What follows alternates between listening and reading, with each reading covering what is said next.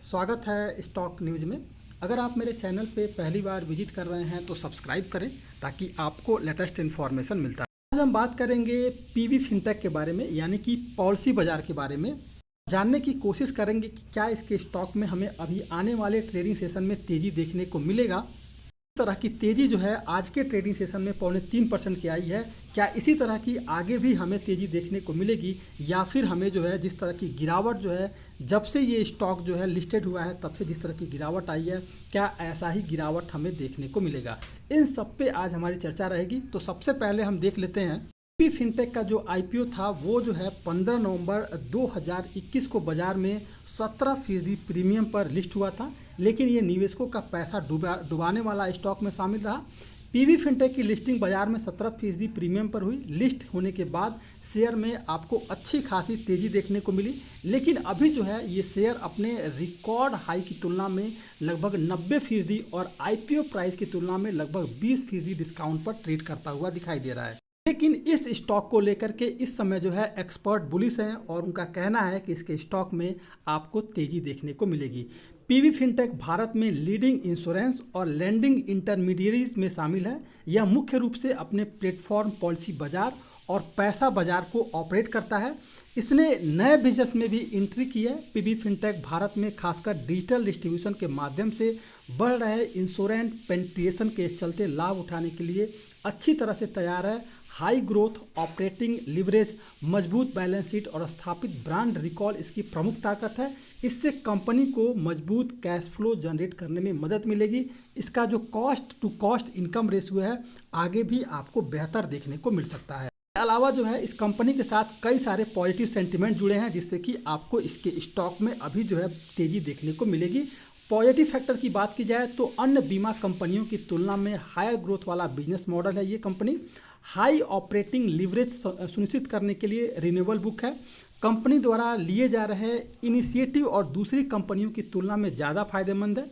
Company के लिए लागत बढ़ना ही एकमात्र जोखिम है। Cost to cost income ratio आगे बढ़ना बेहतर होने की उम्मीद है। कंसोलिडेटेड जो है फाइनेंशियल ईयर 2026 का जो रहेगा एडजस्ट इप्टा जो है लगभग 120 करोड़ रहने का अनुमान है, जिससे कि 1020 करोड़ रहने का अनुमान है, जिससे कि हम ये कह सकते हैं कि इसके स्टॉक में आपको लॉन्ग टर्म में भी इसके स्टॉक में तेज़ी देखने को मिलेगी। इसके अलावा अगर देखा जाए तो पीवी फिनटेक जो है पॉलिसी बाजार और पैसा बाजार .com को ऑपरेट करती है। दोनों ही अपने क्षेत्र में मार्केट लीडर हैं। ऑनलाइन इंश्योरेंस और ऑनलाइन लोन देने के बिजनेस में मोनोपोली है, जिसके कारण हम कह सकते हैं कि आने वाला जो ट्रेडिंग सेशन है वो पॉलिसी बाजार यानी कि पीवी फिनटेक के साथ है, और आपको इसके स्टॉक में आने वाले समय में यहाँ से जो है तेज़ी देखने को मिलेगी। कि एक बार हम चार्ट पर एनालिसिस कर लेते हैं कि कैसा रह सकता है आने वाला ट्रेडिंग सेशन।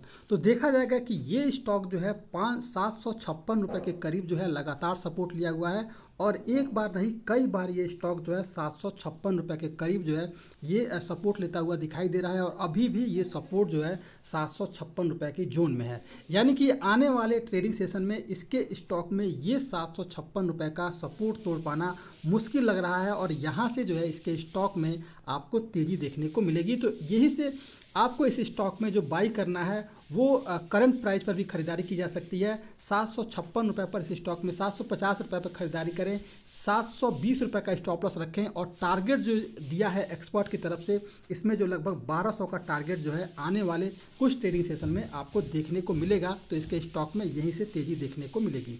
रही बात अगर इंट्राडे की बात करें तो इस स्टॉक में अगर इंट्राडे में ट्रेडिंग करना है तो नहीं लगता है कि 756 रुपये जिस तरह का इसका मजबूत सपोर्ट बना है यहाँ से इसके स्टॉक में किसी तरह का करेक्शन देखने को मिलेगा।